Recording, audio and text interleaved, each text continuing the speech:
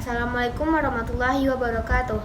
Baiklah teman-teman semuanya, saya Zulfa Purnamasari dengan NIM 23016133 pada kali ini akan menyampaikan materi tentang administrasi layanan khusus.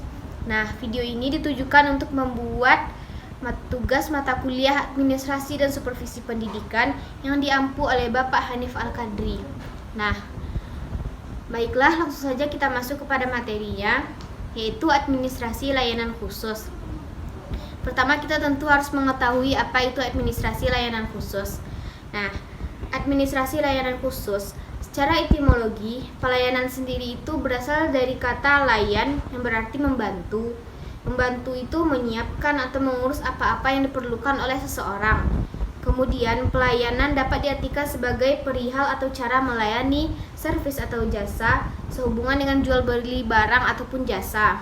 Nah, kalau layanan adalah memberi pelayanan secara khusus kepada siswa atau suatu usaha yang secara langsung berkenaan dengan proses belajar yang tidak secara langsung berkenaan dengan proses belajar di kelas, tetapi secara khusus diberikan oleh sekolah kepada para siswanya agar mereka lebih optimal dalam melaksanakan proses belajar.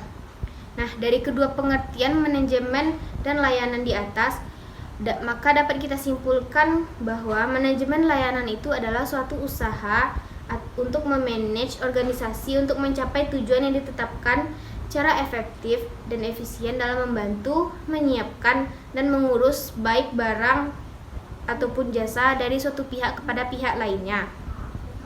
Nah, selanjutnya kita masuk kepada jenis-jenis layanan khusus dan pengelolaannya. Yang pertama ada layanan perpustakaan sekolah.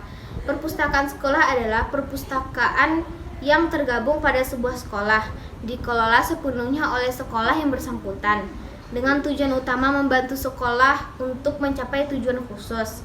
Nah, fungsi perpustakaan sekolah sendiri ada fungsi pendidikan, ada fungsi informasi, fungsi rekreasi, fungsi penelitian, fungsi penyaluran hobi, dan fungsi penanaman rasa tanggung jawab.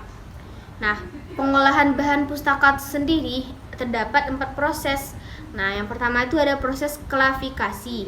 Klasifikasi itu berarti penggolongan proses mengklasifikasikan bahan pustaka menurut subjeknya.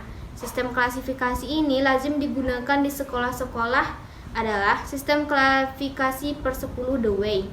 Sistem ini disebut persepuluhan karena memakai angka-angka persepuluhan untuk menyatakan cabang-cabang ilmu pengetahuan tertentu. Lalu ada katalogisasi, yaitu merupakan suatu proses dalam mempersiapkan suatu katalog atau dalam mempersiapkan dua bibliografis yang akan menjadi takjub pada suatu katalog.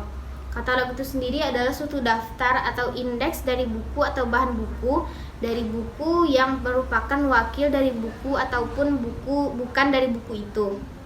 Lalu ada pemberian stempel pada buku. Nah, pada proses ini, bahan pustaka yang telah mengalami proses sebelumnya akan selanjutnya ditindaklanjuti, yaitu proses pemberian stempel.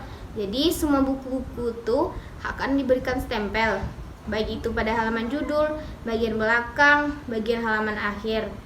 Pemberian stempel ini tuh berguna untuk mencegah hilangnya buku perpustakaan.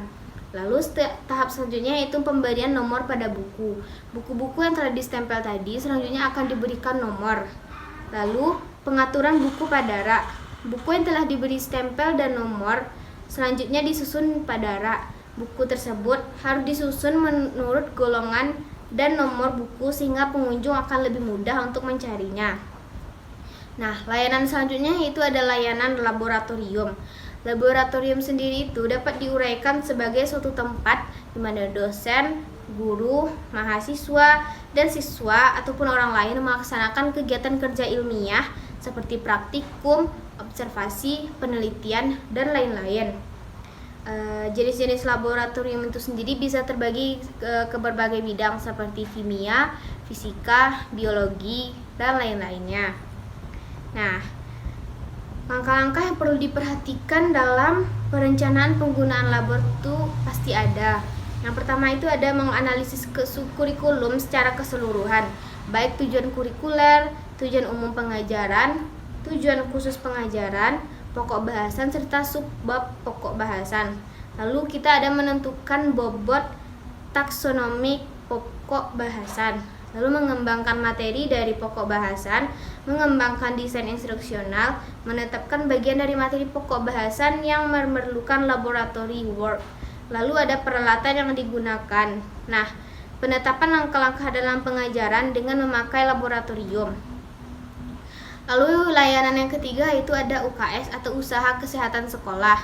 Nah, menurut seorang ahli, pada buku pengelolaan layanan khusus di sekolah oleh Kusmintarjo mendefinisikan layanan kesehatan adalah sebuah klinik yang didirikan oleh universitas atau sekolah yang berdiri sendiri yang menentukan diagnosa dan pengobatan fisik dan penyakit jiwa dan dibiayai dari biaya khusus dari semua siswa.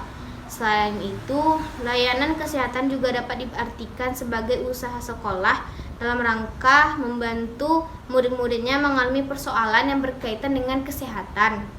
Dengan demikian, dapat kita simpulkan kalau misalnya layanan kesehatan peserta didik itu adalah suatu layanan kesehatan masyarakat yang dijalankan di sekolah dan menjadikan peserta didik sebagai sarana utama dan personalia sekolah lainnya sebagai sarana tambahan.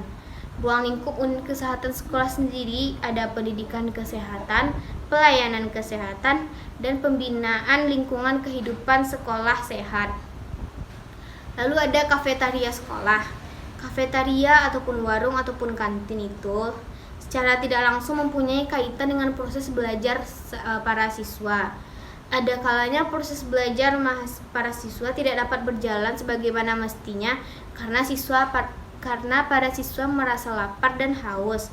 Nah, maka dari itu kafetaria ataupun warung ataupun kantin sekolah dapat diadministrasikan oleh pribadi di sekolah ataupun anggota Dharma wanita di sekolah. Kepala sekolah juga harus memikirkan atau mengupayakan kehadiran kafetaria itu menjadi sumbangan positif bagi para siswa dalam belajar. Ada beberapa hal yang harus diperhatikan. Yang pertama, makanan di kafetaria itu harus terjaga kehigienisannya. Lalu kebersihan tempat agar terhindar dari penyakit. Lalu makanan yang disajikan hendaknya makanan yang bergizi. Lalu ada sarana ibadah. Nah, di setiap sekolah yang ada itu, layanan sarana peribadahan itu sangat diperlukan. Layanan sarana peribadahan itu merupakan layanan yang diberikan oleh sekolah dengan tujuan agar layanan tersebut bisa digunakan untuk beribadah, melaksanakan kegiatan keagamaan lainnya, serta bisa membentuk kerohanian bagi para peserta didik. Nah, adapun layanan peribadahan itu biasanya ada di sekolah adalah masjid dan gereja.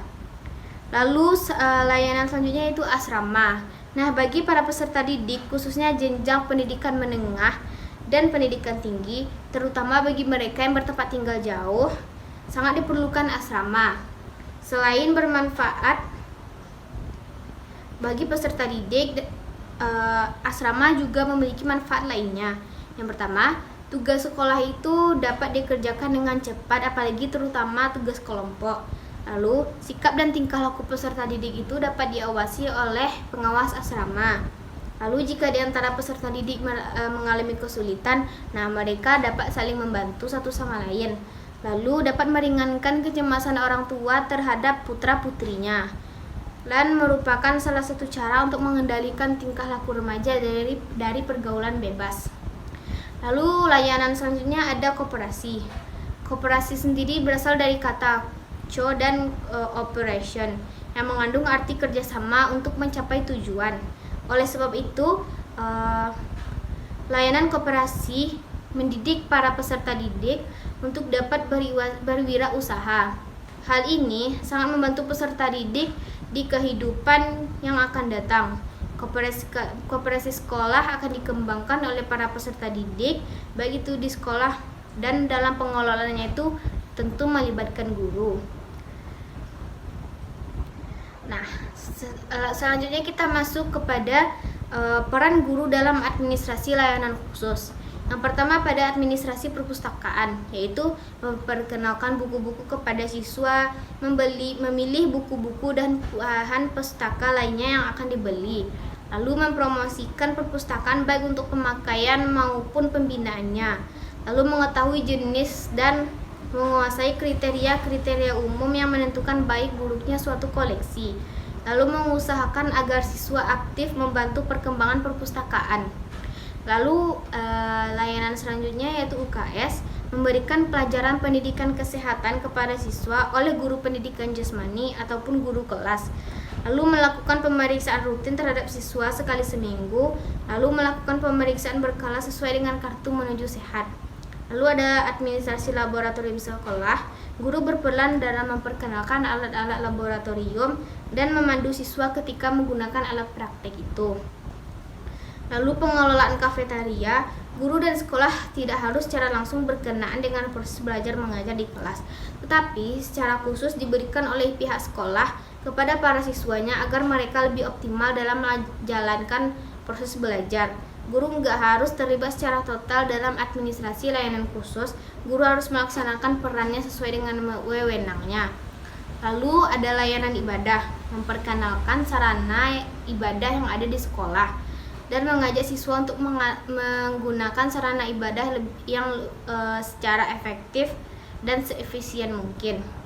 Lalu administrasi koperasi sekolah, membimbing peserta didik dalam kegiatan koperasi sekolah dan membimbing peserta didik menemukan manfaat koperasi sekolah.